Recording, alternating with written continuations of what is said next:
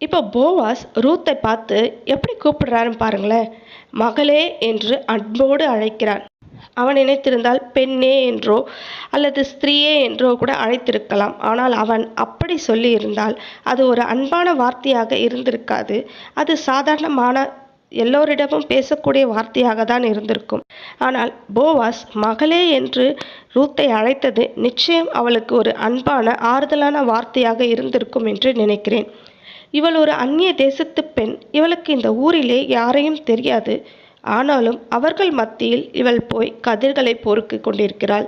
அவள் இருதயத்திலே பலவிதமான எண்ணங்கள், பயங்கள், கவலைகள், குழப்பங்கள் எல்லாம் இருந்திருக்கும்.